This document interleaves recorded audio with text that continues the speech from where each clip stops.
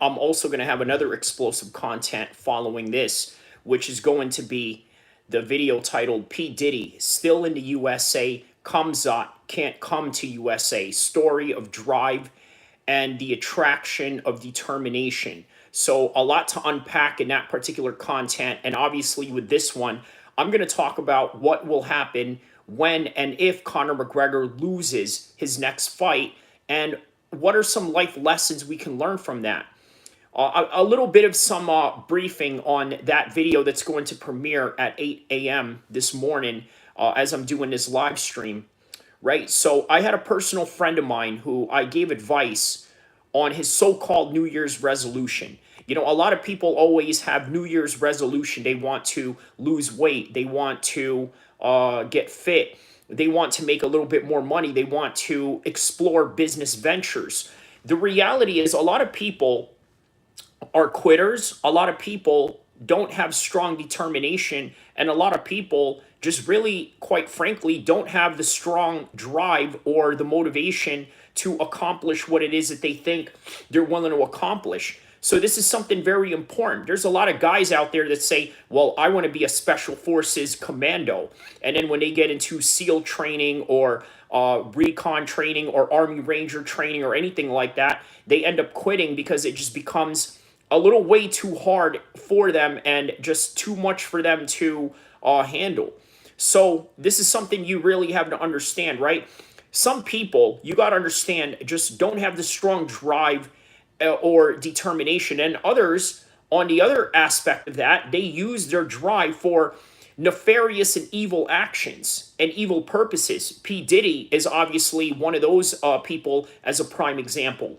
Now, there are others who are attracted to men with high determination. That could range from all sorts of different types of people, friends that want to hang out with you because they know that you're going somewhere in life, or maybe a life partner that wants to explore their options in their future with you. But Ramzan Kadyrov is an example of that in terms of the potential that he sees out of Khamzat Chimaev. And we're also going to explore why Khamzat Chimaev can't come to the United States due to his affiliation with the Chechnyan president, who's also an ally of Vladimir Putin, and you know the political implications with that. So with that in mind, before that video premieres, I'm going to tell you what's going to happen if Conor McGregor loses his next fight.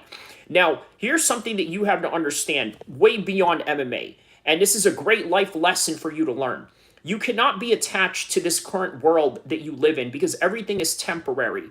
Now, as Muslims, what we are exploring right now during Ramadan is exactly that. Understanding our own mortality, understanding the limits of time. For example, when you fast all day and you eat at night, all of a sudden you think to yourself, man, I get full so easily. And you're thinking to yourself, man, I'm going to have a big meal as soon as this is done, as soon as this is finished. But then you think about it, and you also think about the long drawn day that you are fasting.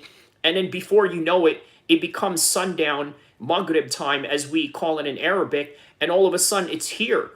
The time goes by so quickly. Just like Conor McGregor's career. It was 2013 that we saw him debut against Cody Brundage. I'm sorry, what was that guy's name? Cody Brimage, I'm sorry. So Brimage was the Marcus Brimage. I'm sorry, I'm thinking of Cody Brundage, the guy that is going to fight Bo Nickel. But I'm sorry, I mean Marcus Brimage. So he debuted in 2013, and then here we are, all of a sudden, 2024, right after all of the mayhem with Khabib. Even before that, the Nate Diaz fights, the Eddie Alvarez fights, a double championship. And then on top of that, the Floyd Mayweather fight, which really solidified the career of Conor McGregor as a result of what we know Conor McGregor today as who he is.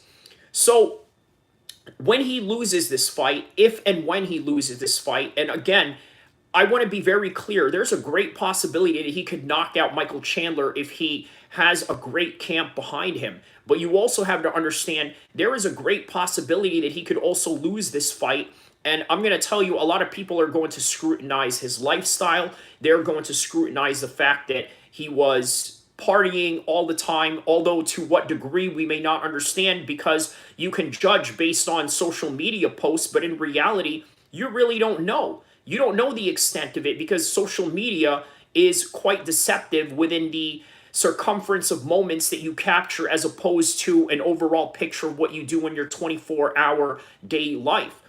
So they're going to criticize that. They will also criticize the movie that he participated in because guess what?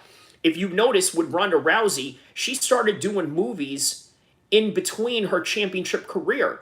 And what did it get her? It got her a nice head kick and a nice brain damage from Holly Holm and Amanda Nunes, only for her to be exited out in such humiliating fashion in the career of her career trajectory, only for her to go into the WWE, and then that was that for Ronda Rousey.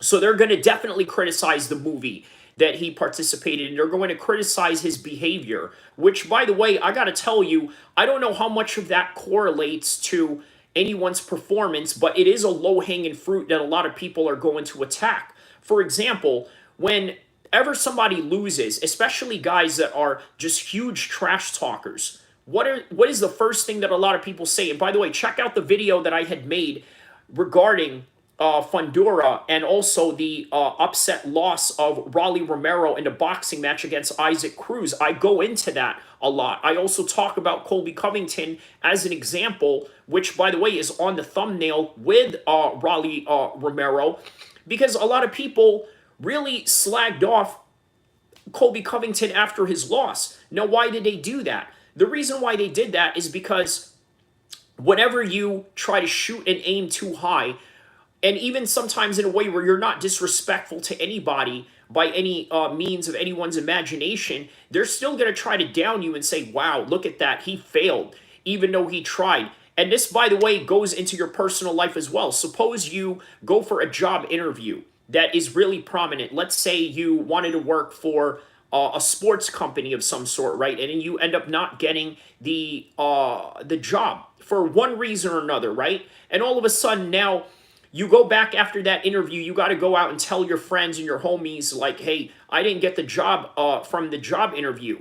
And guess what? All that time you were saying, oh, I'm going to get this job interview, it's going to change my life or this and that, being braggadocious, but sometimes not really. But they're going to use that against you. And why? Because it is within human nature for people to want to see you fail.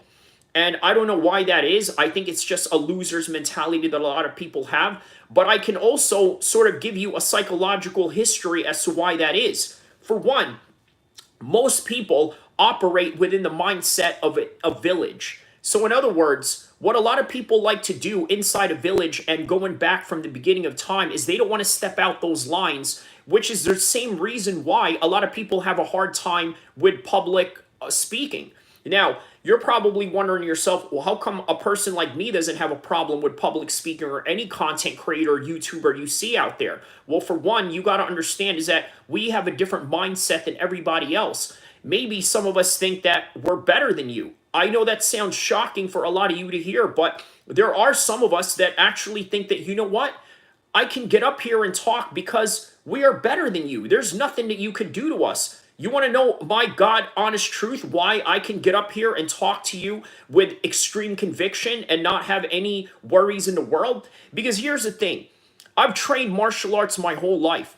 I train like a maniac, even at 38, going into 39 years old. I still can keep up with the young guys and even blaze them in the weight room, in the tracks, in the sparring rooms, and even in the jiu-jitsu gyms or in the mats. I can still do all those things. I could bang with the best of them, even at my age, and that alone gives me the confidence to get up here and talk to anybody, whether there is 20 people that's on this chat or whether there is 5 people that's in this chat. That is where my confidence comes from. The fact that I know I can beat up 90% of the world and there is nothing that you can do about it. Now that's where my confidence comes from. The rest of you, you have to live within the confines of a village because you don't want the village to attack you. You don't want the village to ostracize you. You don't want the village to make you feel bad about yourselves. Whereas with people like me and men like me, we stand in the fire. We are determined to do whatever it is that we want, whether it's podcasting, whether it's doing a business, or whether it's landing that great corporate job that most people can't get. And by the way, that's just the reality of it. I know that's going to hurt a lot of people's feelings, but this is the true and God honest reality as to why some people just have more confidence in you. Now, when it comes to Conor McGregor, I got to be honest with you. I think that this guy may sometimes take it a little bit too far. Okay. And even as a Muslim, I have to really attest to this reality that yes, there is a certain level of arrogance that I think is a little bit too much for someone like myself in what I see out of Conor McGregor. But that's him. That's him in a nutshell. And this is the reason why he is who he is, because guess what? When he goes into these fights, it is all about high stakes. Not only is it all about high stakes, it is also about knowing that he has something that most people don't have. And we've seen it over the years. The guy has natural knockout power. The guy has great speed if he is focused and he is within his prime. Not only that, the guy has just absolute sheer determination that very few people in this world have. And this is the reason why he's able to get up there and perform at such a high level. And not only that, at such a high scrutiny and pressure that he puts upon himself based on the buildup of the fights that he tries to explore with the trash talking, not only with the trash talking, with the certain type of bets that he puts on his opponents. For example, he'll say to Jose Aldo, well, I'm going to take your belt. And while he's grabbing the belt, he's already grabbing it like as if he's the world champion. And by the way, how bad would that have looked if that fight have gone another way? But obviously it didn't, which is the reason why he became as legendary as he became. But at the same time, some of that is very limited, and a lot of that is also, quite frankly, very, how do I say this? Only within a certain matter of time where all of that will go away, and it has. It went away in the Khabib fight, and after the Khabib fight, obviously there was a Donald Cerrone fight. We still knew that Conor McGregor was up there, but then when he faced the top echelon of the 155 division in Dustin Poirier, who, by the way, was grinding himself through all these competitions, as opposed to Conor McGregor really delaying his career based on the fact that he was too famous to fight. For example, Dustin Poirier had that fight with Dan Hooker. That fight in and of itself really prepared him for the type of level that he is currently in right now. This is the reason why you saw him perform the way that he did against none other than Benoit Saint-Denis, because of all these types of matchups that he had. But look at Conor McGregor. Unfortunately, because he elevated himself, and by the way, to no fault of his own, okay, but I don't think he may have really foreseen what fame would do to his particular fighting career. Because by the end of the day, here's something you got to understand about Conor McGregor. Whether you like him or not, and there's a lot of criticisms that I have for Conor McGregor in terms of how he lives his life, but that's not for me to decide. But the one thing that I can say as an objective observer of the sport is that the man really knows how to put things at a high stake. Okay? And not only that, the man also has a sheer determination and bravery that I think a lot of people underrate him for. And what do I mean by bravery? The Chad Mendes fight, how did that even come about? Do you imagine, and can you remember how legendary that fight was? Sinead O'Connor coming out there. By the way, rest in peace. She is a fellow Muslim sister of ours, by the way. Shout outs to her and her contribution to her activism role, in which she ripped up the Pope's picture in the Saturday Night Live performance that she did back in the 90s to protest what the Vatican has been doing to young children as a result of the shenanigans that were going on behind the scenes. And then years later, she obviously became a Muslim convert, but not during, obviously, the Chad Mendes fight when she walked out Conor McGregor. She even went and criticized Conor McGregor for the way that he went and promoted his fight against Khabib. But nonetheless, during that fight with Chad Mendes, it was absolutely legendary. And even for Chad Mendes, guess who walked him out? Aaron Lewis. By the way, that was absolutely candid and impromptu. because Chad Mendes was not the guy that was supposed to be in that fight. You know who was? Jose Aldo. And guess who they were going to get for Jose Aldo to walk him out? None other than Rihanna, because obviously you guys know that Jose Aldo's famous walkout song over the years has been Run This Town Tonight by Jay-Z and Rihanna. And they were going to get her to perform to walk him out while Sinead O'Connor was performing for Conor McGregor. So it was like a musical concert all rolled into one. So that's how legendary that fight was. But obviously, Jose Aldo had to pull out, as you saw in the first Conor McGregor documentary, where the Fertitta brothers had to go in his hotel room and say to him, hey, listen, we got a little bit of a bad news.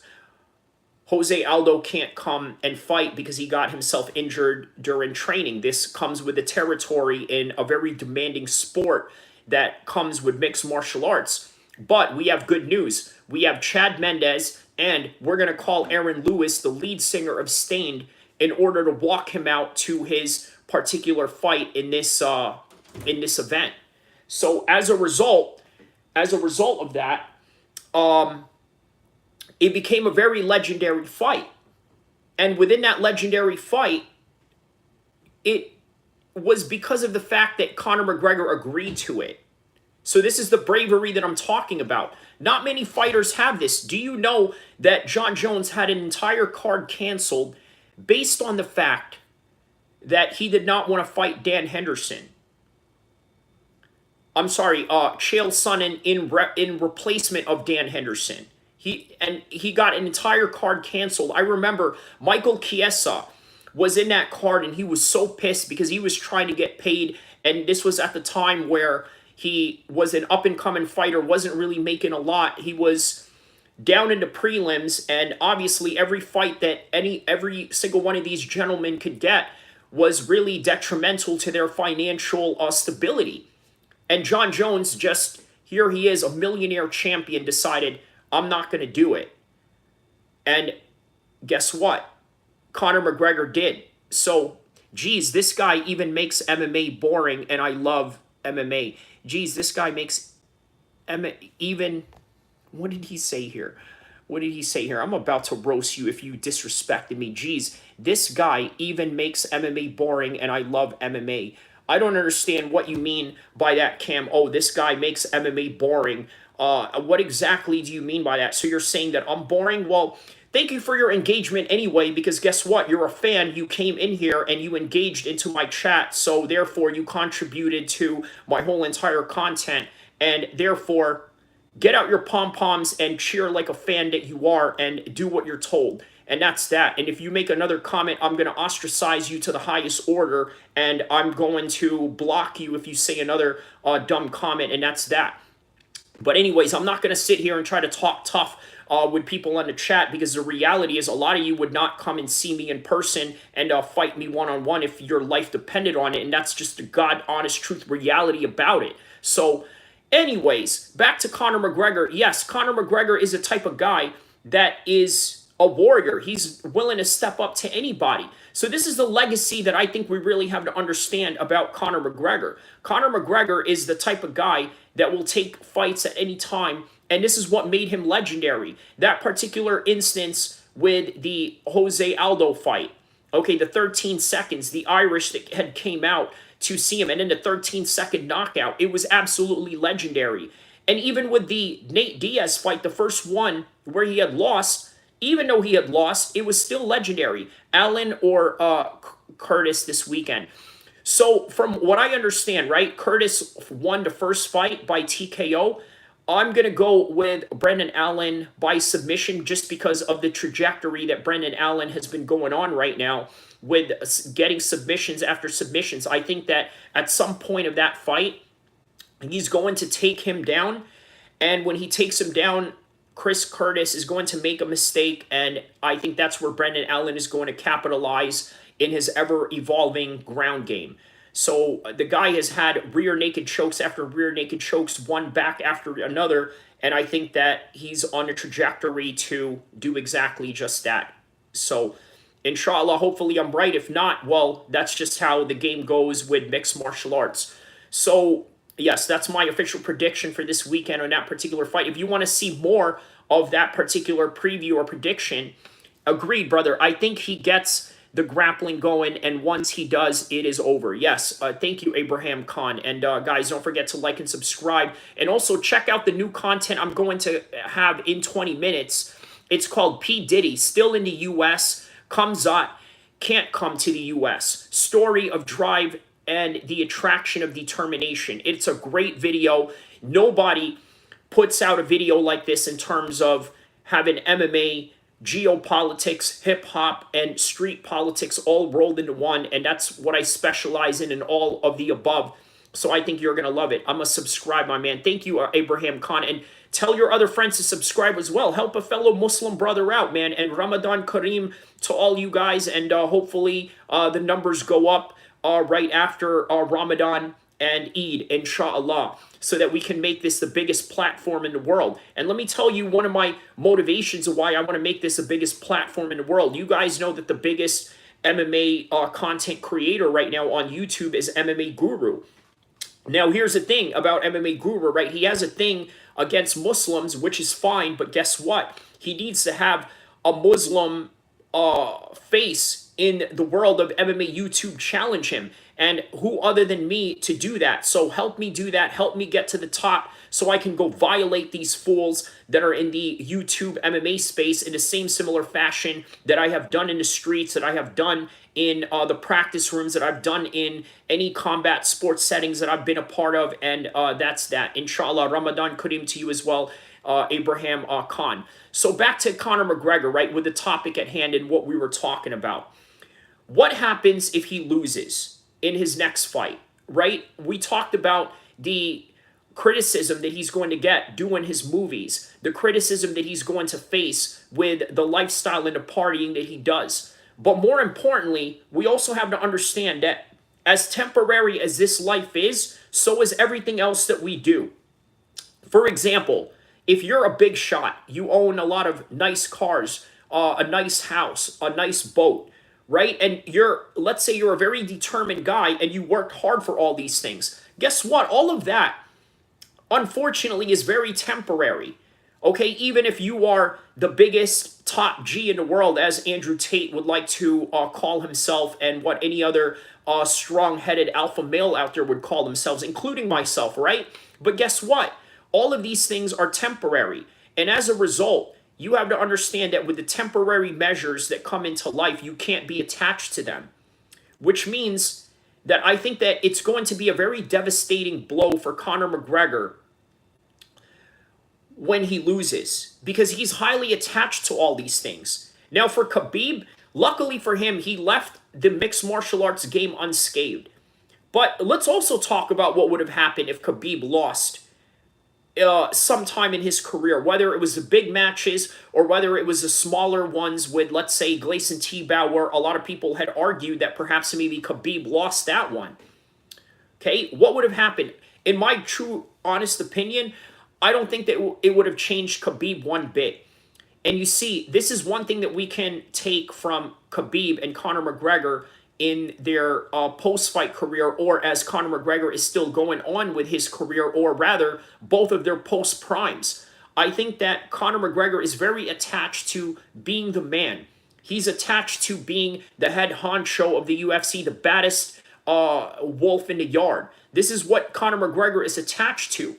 And when he loses that, and when all of that goes away, and it's sort of already going away, right? It went away with the Khabib fight. It started going away with the Nate Diaz fight, and then he bounced back from that. He looked like the big top dog again, and then beats Eddie Alvarez, looked invincible, goes into the boxing ring. We sort of gave him an excuse for that because it's not his sport, but then comes back, fights Khabib, and looks absolutely human. We still think like, okay, you know what? Khabib is the #1 55er in the world. There is no shame in losing to someone like that. However, as a result, he goes in there against Donald Cerrone. He should be able to do that. But then he goes into Dustin Poirier, and then we start realizing, man, he's on a decline at this point, right?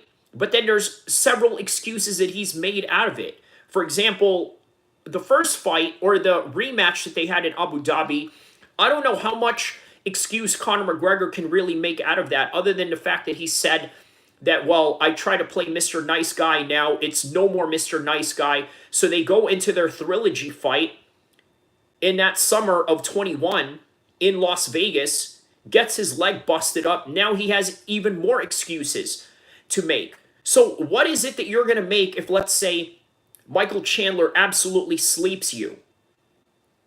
So if Conor McGregor sleeps you, if Conor McGregor gets slept, at that point, he's really not going to have a lot of excuses. It's going to be very difficult for him to have any excuses at that point, especially if it's a clear-cut knockout. Now, if the fight goes to a decision, which, by the way, seems very highly unlikely for somebody like Conor McGregor, but if it does, it still creates the lure that he can create. Look, here's something that you have to understand about Conor McGregor, right? I remember telling a rapper, right? A friend of mine who's a rapper. I don't want to mention his name, right? He's a pretty well-known rapper in the California scene, right? I told him that Whack 100 is a better trash talker than Conor McGregor, right? And so, well, he didn't like that very much because obviously he didn't like this particular record executive that I'm talking about, right? However, you got to understand something about Whack 100, why he's a great trash talker, and the same reason why Conor McGregor is also a great trash talker. They're both 1-1 when it comes to that. One of the things that Whack 100 and Conor McGregor have in common is they know how to drive up their own narrative, right? In other words, they could be in a losing position in life, whether it would be in any situation, and they could somehow use that particular losing situation and turn it around and make themselves look good. This is what Conor McGregor is good at. And this is exactly what I had mentioned with the Dustin Poirier fight in their trilogy. What happened after he had his leg busted and basically Dustin Poirier beat him down in that fight? He went on the mic and still talked his trash to Dustin Poirier in absolute defiance while he's being carried out in a stretcher, having his leg broken into different pieces. I gotta tell you, that is a master trash talker. Now, that doesn't really become indicative of the current skills that he has or that he's maintained from his prime days. However, the one thing that you have to give credit towards Conor McGregor is the simple fact that he really knows how to drive up a narrative. But once again, what is going to happen when you lose to Michael Chandler?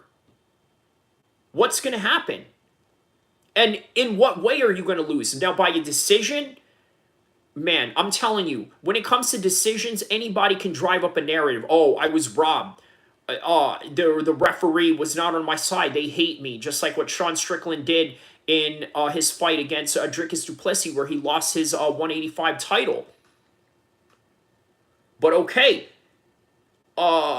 you can create some sort of narrative that, well, I won that fight. But if you get knocked out, slept, hurt really bad, it's very difficult to create a narrative in that. But again, that's why they call it the theater of the unknown. So we never know what's going to happen leading up to that fight and what is going to come about with Michael Chandler and Conor McGregor. Now, the one thing about Michael Chandler is he really said that, you know what, I'm not going to fight anybody until Conor McGregor comes in here and fights me. He was very much determined to wait for Conor McGregor as his opponent. Man, I got to tell you, I can't blame him, because if Michael Chandler was to fight 3 times this year and last year, I don't think that he would have made the type of money that he could make with Conor McGregor in terms of the pay-per-views. Now, obviously, when it comes to contract negotiations, the UFC fighters have a fixed rate in terms of their salary, in terms of what they're going to get per fight. However, the difference here is that when you fight in a pay-per-view, you get some points out of it. So it is no wonder why Michael Chandler is willing to wait a long, long time for Conor McGregor, because 3 fights that he could make against really some of the top dogs at the 155 division, he could double that within one night fighting Conor McGregor. So that is why this is his only sight in the game of mixed martial arts right now, is a Conor McGregor fight. It's almost like if you can't get a title fight, and he did get a title fight against Charles Oliveira and didn't do good. Obviously, he didn't get the title, but guess what? A Conor McGregor fight is life-changing money and a whole lot better than just a title fight. But again, what if Conor McGregor loses? I think that there's going to be a huge mental strain in his way of living after that. I think that he's going to cope with it in a really negative way. I think that he's also going to use a lot of drugs as a result of it. And again, this is all speculation, right? Because once again, if he loses the fight, he could just easily get out of that, come back, and get another fight, depending on what kind of determination or what kind of what he's willing to bounce back from, or again, predicated on the type of damage that he's going to experience from Michael Chandler, or the lack of damage that he's going to experience. But either way, I don't think that it's going to be good if he loses. But if he wins, here's another thing that I want to talk about in the last 10 minutes of this, before we go into my P. Diddy video that is premiering in 9 to 10 minutes from now. Here's something you got to understand, right? What if he wins? Will there be some positivity in him winning this fight against Michael Chandler? 100%. There's going to be a lot of great positivity in that. However, there's also going to be a lot of negativity that's going to come if he wins against Michael Chandler. And you're probably wondering how. How could it be negative if Conor McGregor even wins against Michael Chandler? Well, I got to tell you, I think that he would put his foot off the gas a little bit. But also, I would not be surprised if it becomes his last fight that he ever does, based on the fact that he just cannot continue going on and fighting different people, especially at the top level. Can you imagine Conor McGregor, past 35 years old, 36, 37, fighting Arman Tsarukyan? Now, I understand there are guys that can fight beyond their mid-30s, but it's going to be very difficult in the 155 division, for one. And also, two, just in the life trajectory that Conor McGregor has going on, I honestly just don't think that he's living a life of a warrior. At least just within that perception. I could be wrong. He could very well prove us wrong and could be training like a madman behind the scenes, and all this partying that he does in front of you could be a facade. Because guess who did exactly that? Floyd Mayweather. Floyd Mayweather used to make you think that, you know what? I'm out here eating tacos. I'm out here eating chips. I'm out here hanging out with, different models and this and that. And guess what? I'm going to go in that ring and I'm going to beat everybody and become the best welterweight in the world. And he did that. But all in reality, he was actually living a very disciplined life, to the point where he would be at a party and out of nowhere, he would leave the party, put on some sweats, put on his running shoes, and start running, doing road work just to get some training in at night.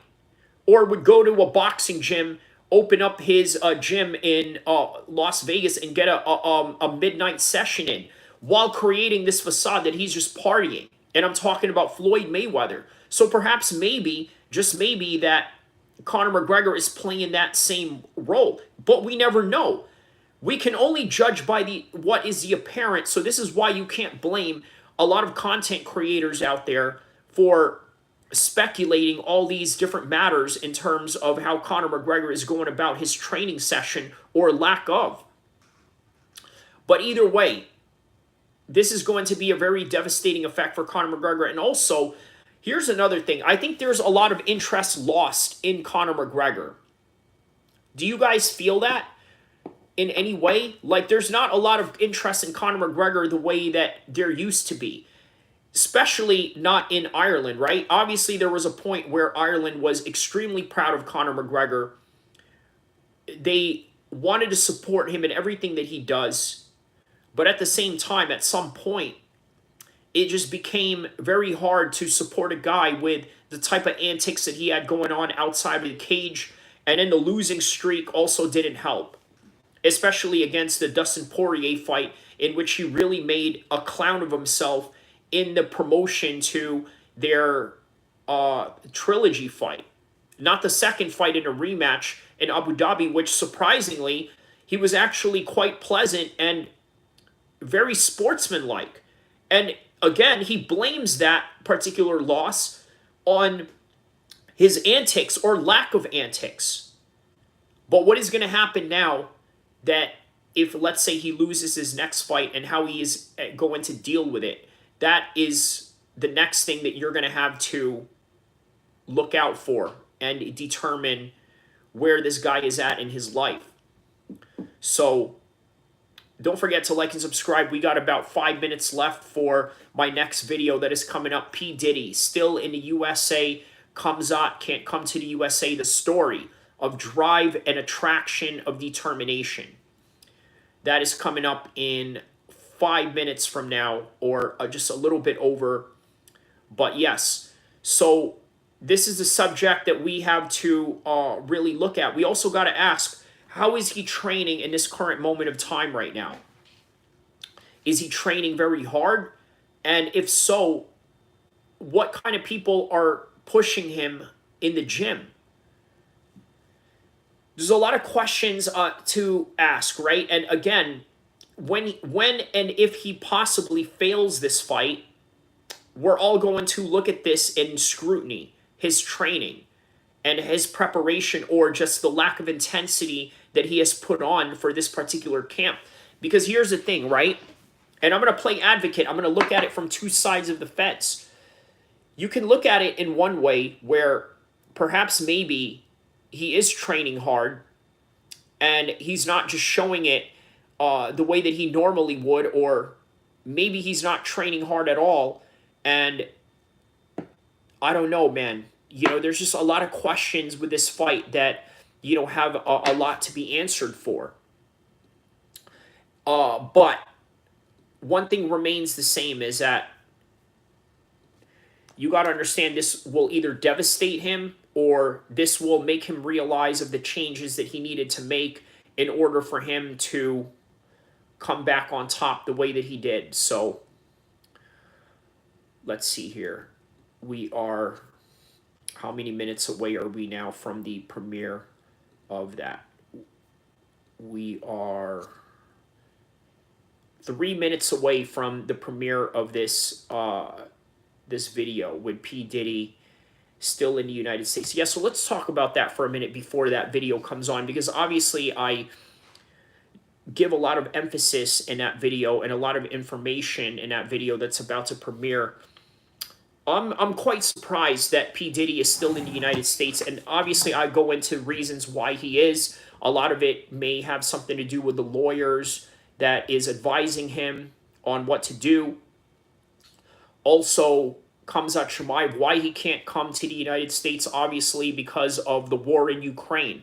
Now, that's something I didn't really talk about in the video as much, is the effects of the Ukrainian war and how that's going to determine how each athlete is going to move about around the world, especially with a Russian passport. But more so, how that's going to affect their entrance in the United States. And obviously, here's the thing. We don't know if that's even the case, right? We are only speculating, but again, they're not going to say anything in the side of Khamzat's camp, right? Because they don't want to compromise their chances any further. But either way, we talk about that in the next video coming up, which is going to premiere in 2 minutes from now. So it is 7:58, 2 minutes from now, maybe even less than 2 minutes. So now 1 minute. We have 60 seconds into the countdown of this video. So yeah, don't forget to like and subscribe. Before I go, I'm going to recommend to you...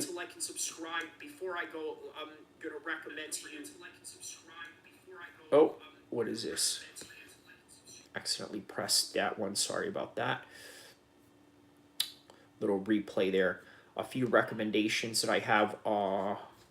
Oh yeah, the road to UFC 300 card that I did a couple of weeks ago. I basically go into a whole different consecutive cards that were leading up to UFC 300, including the Brendan Allen and Chris Curtis fight that is happening this weekend.